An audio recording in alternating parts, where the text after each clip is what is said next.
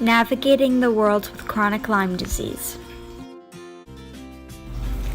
This is me. And this is Chronically Cassidy.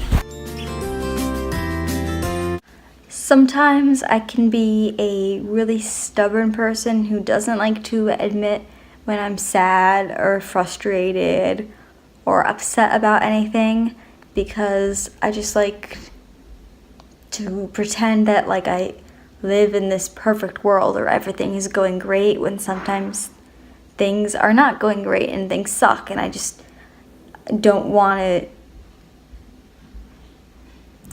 It just gets really complicated, and it's been really stressful with my treatments because I've been really lost and like not knowing what to do. And I've cried a lot about it, and just like the fact that I'm saying that is pretty big, because it's just made me really upset. Like, my mom we were in the car and she was telling, I have so many appointments, and it would be like every day of the week I had an appointment, and I was like, Mom, I can't have an appointment every day of the week because I have absolutely no life, and it's really stressing me out. And today I had an appointment at my Lyme doctor, and it was really good. The appointment went well. It doesn't mean that things are perfectly fixed. I still have chronic Lyme disease. I still have problems. But I felt good leaving there because I feel like he has a good plan. And what our current Lyme plan is when I was in the hospital for the IVIG problem, we thought, well, if we weren't sure, it was the IVIG, was it the port? Then I had the same problem, well, not the exact same problem, but a problem with Ancef, which has been like my life-saving antibiotic for my really bad cellulitis infections, twice in one day, when just putting the tiniest bit through the syringe that I've used for like years now, probably like 2 years I've been using that intermittently when needing an antibiotic for my cellulitis, and it's been really helpful. And I had a really bad reaction, and I like got really combative, and I felt really sick, and I thought I was going to throw up. And now we're not sure if it was actually the Ancef. We thought I developed an allergy to the Ancef, and it's been discontinued since then for a while now. But now we're still not sure about my port, which was really stressing me out, because one of my doctors, who doesn't deal with my Lyme disease, really just like wants the port out really fast. And the port has been so helpful. The port has been so helpful for me for IVIG and for like fluids and anything, because yeah, you can do a peripheral line in your arm, but it's so painful for me. Not the needle, like the actual fluid going in gives me such severe nerve pain that I'm crying the whole time, and it's really bad. So the thought of me not having a port at this time really upset me. And we're going to be doing a trial at his office, so if anything goes wrong, I'll be going right to the hospital from there. And basically, we don't know when this is going to be. As soon as possible, hopefully. I'm going to, one day, soon, I hope, access my port, because it's been on access because I haven't been using it for anything. Go ahead, sit down and lay down. And I'm going to go to the office, and when he's watching me, I'm going to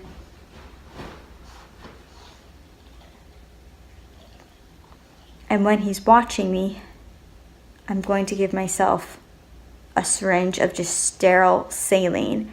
And if I start to have a reaction to that, it means it's not the port, because saline is just salt water. Like, you don't have a reaction to that. And I've never had a reaction to that. That's just saline. It's not a medication. It's just fluids. But it would just be a push. So if I have a reaction to that, I have to go to the hospital right then from the office. So that means we have to be prepared in case that happens. I really don't think it's going to happen.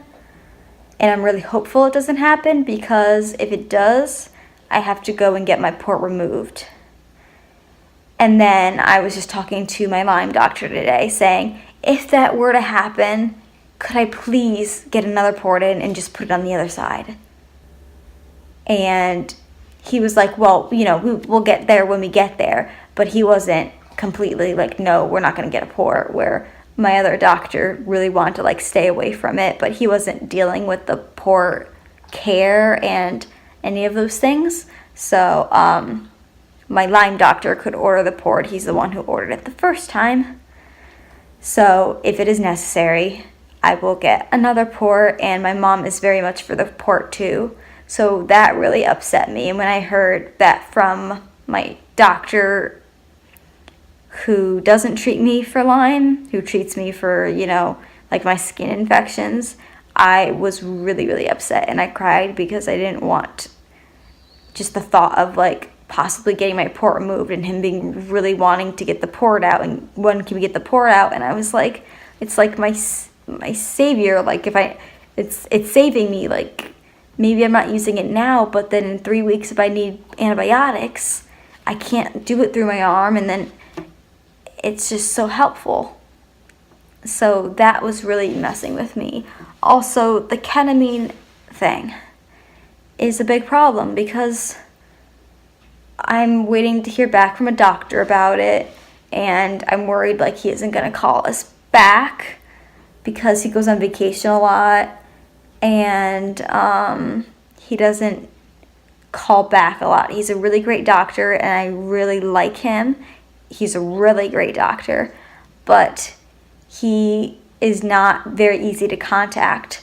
So I'm not really sure if he's going to call us back about where are we going to go. My pain management doctor that I was seeing, they won't let her do the ketamine infusion, which I made and talked about in the video that's called like denied treatment something else after that.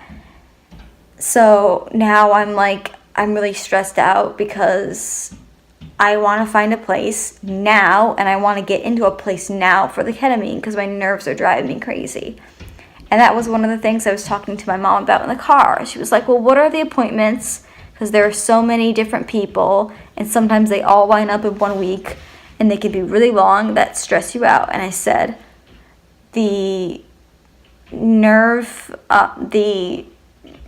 things that stress me out is not going to the Lyme doctor. I always feel calm and like, okay, we have whatever he said, we're going to do this. I feel good about what he said. I feel confident. I feel like I'm in good hands. I feel like he makes good decisions. I feel confident with the decisions. The Lyme appointments do not make me nervous or stressed out. What makes me stressed out is this whole ketamine pain management situation, because I've been waiting for it to happen, and where is it? And I'm worried that the ball is going to be dropped with that again, and I just want the ketamine. And what also stresses me out has been the eyesight problems, but we have found out that Florinef, which is a medication I was taking to hopefully bring up my blood pressure, which really didn't bring up my blood pressure, can cause eye problems and vision problems. So I'm hoping with my new glasses that I should be getting soon, and that I'm not on Florinef, I'm going to be taking another medication to help with my very low blood pressure, because I have POTS, which is postural orthostatic tachycardia syndrome, that my vision will be better and I won't have to get Sonoma trained for a lot of extra things for vision. So my pain has been really stressful, and that makes me very stressed and upset. Just like mentioning it in the car, sometimes I just like break down because I get so upset about it. And the port issue was definitely making me nervous, because I really don't want to have to get my port removed. It's been so great. I want to keep it in until there's I haven't used it for like a year, and there's no way I'm going to need it again, because sometimes you get something out a little too early and then you wish you had it back, and it's not that easy. So that's tricky. Another thing that's been stressing me out has been the BRT, because it's just been so much stuff, and I'm like, I've been going there and I feel worse, but sometimes you're supposed to feel worse before you get better. But it's taking a toll on me mentally, and I'm feeling run down, and I want to get to gymnastics, and it's like taking away. I don't want my treatment to control and my diseases to control my life. They are part of my life right now, but I don't want them to be the center of my life and control my life. I still want to be myself.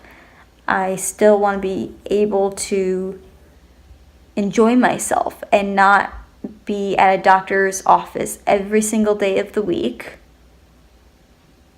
and have that be my life and not see any friends, which is stressful too. I'm planning to see some of my friends, like 2 of them, a lot this summer. And that is really great. And I got to go to gymnastics today and yesterday, and I will be going there tomorrow. I have never said this on YouTube. I have said it on my Facebook page, Fight Lyme for Life, but I don't know how long it's been. Quite a while now. Maybe since, I don't know, this is a random guess. I would say for months. It's definitely been for months. For how many months? It's definitely been since December, sometime in the fall.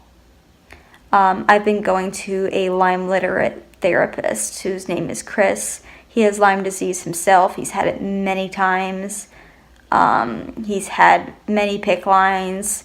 He's had sepsis. He's had it bad, and he really understands. So I can talk all Lyme stuff with him and doctors, and he knows of people, and it's really helpful because I'm trying to figure out what the priorities for me right now are. And the priorities for me are pain management is number 1, and to have this balance, this healthy balance of getting proper medical treatment, because health is always first, and getting to go to gymnastics, do fun things, whether it's hanging out at home, going to a grocery store, going out with Sonoma, getting to be outside, not feeling like I'm stuck in this trapped medical bubble. And that's how I've been feeling lately. Is that everything around my life has been revolving around an appointment. And then I'm going to be doing like appointments, kind of like a phone consult, but instead of talking on the phone, I'm doing like an email consult. And I have to figure out the date for that. So a lot of things have been really stressful on me, trying to figure out the causes of a lot of things, and being so busy that I just feel so overwhelmed, and I just want to stay home and do normal things.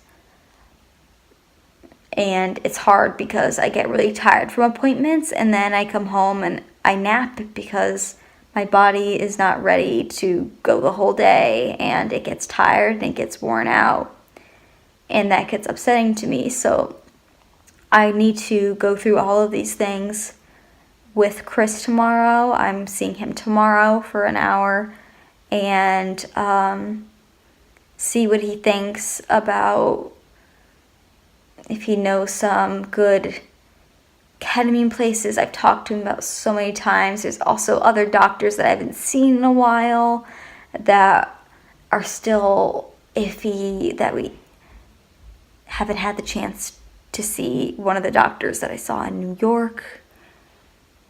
And it's just like, how long do you give a person a chance before you decide if they're worth it and their treatments are worth it, or if they're not? and it just seems like I'm doing 20 million things and taking 800 supplements and 800 drinks and B12 shots and nothing through my port, but no pain management. Having to manage my own pain is really stressful, and trying to do that. Sonoma is definitely like the best therapy. You can never get better therapy than cuddling with a dog or a pet. Yeah, I broke down today. I did cry in the car on the way while my mom was talking about all these things, because they're really hard. They're things that I have dealt with for a really long time, and some of them haven't gotten any bit better, and some of them have gotten worse, and some people,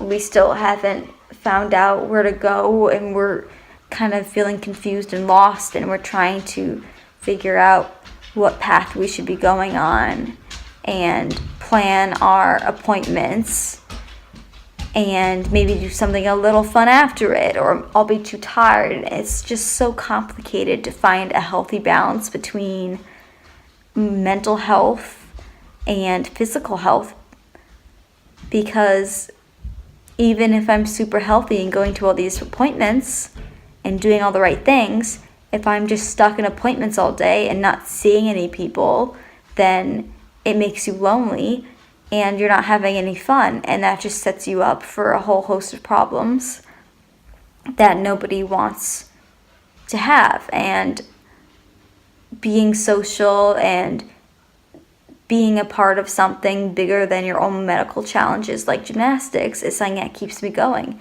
And there are lots of other things I want to do that keep me going, like going to my grandparents' house and up to Massachusetts. And I really want to be able to keep those things in my life while I'm doing treatments and be able to balance that. So today my mom and I talked a lot about trying to balance things and what were important, what we were going to pursue, and how we're going to get going. So I might have to do a procedure at the hospital, depending on how I do with a stomach medication that I'm going to be starting back on, that I went off for a little bit to give my body a break, see if that helps me. If not, we might have to do something about it. But right now, I have to start on the Biocidin protocol again, slowly, and my Lyme doctor has to talk to my other doctor about when I can come in, flush my port with saline underneath his supervision, make sure I don't have any problem, and it's just like flushing my port, because it is just flushing your port, and I can go home and then I can resume IVIG, because I'm not resuming IVIG until we are sure that this port thing is figured out and that we know that either Ansef is the problem, and I was allergic to Ansef because you can develop allergies over time, or the port is a problem and no matter what I put in the port, I'm going to have a problem. So that's why we're doing saline, because no one will have a response to saline if their port is well and good. So that will either lead to me going home and starting IVIG soon, or me going right to the hospital and getting my port out in the IR, and I would have to be sedated, unlike when I got it in, because of my seizures and problems. So that kind of sucks, because I like being awake during procedures. But I really am hoping and praying, and I really think, my head just really thinks that it's not going to be that, and that it's just going to be the saline's going to be fine. But I need to be mentally prepared for that, because it is a possibility, and that's why we're doing this, because it's better to be safe than sorry. that's about it right now. I'm sticking with what I'm doing. I feel comfortable after going to my Lyme doctor and him saying all these things to me and the way he talks to me and explains things to me, so I can understand why we're doing the things we're doing and why we aren't doing some things. And it makes me feel at ease and feel like I am doing the right thing and that I shouldn't be worried about something. And I just need to keep going along, and we're going to really try to keep finding more little things that I can do so I don't feel like I am always in a doctor's office, because that has been really, really bothering me. I don't think I should have my whole life revolve around being in a doctor's office every day. So building in days where I'm not there and making the best of them is really, really important. And it's also important that I keep my attitude really positive, because this is a healing experience. It is all to make me feel better. It's not all glamorous. It's not all fun. Most of it's not fun, but there are fun things that come along the way, like meeting new friends, meeting new people, meeting great doctors, meeting people that believe you, and having a great support system. And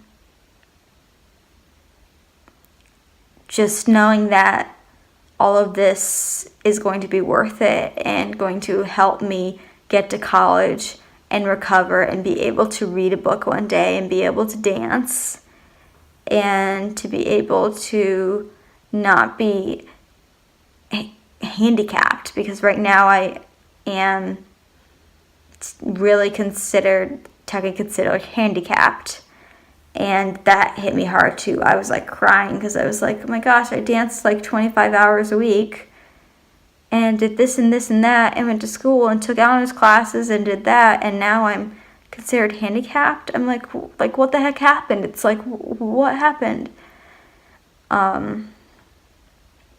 It's a lot to swallow, and it's very, very challenging, and I really don't speak like this too often, but it's really important. It really goes along with many chronic illnesses, and especially with Lyme disease, where people in general do not understand you, and the CDC and the IDSA do not believe in chronic Lyme. Sometimes you just feel hopeless that nobody's going to get it and that you're never going to feel well. And I do believe that I am going to get well, although I am uncertain about some aspects about my nerves. But I need to take that one step at a time. I cannot control everything in my life, but I can control how I react to it.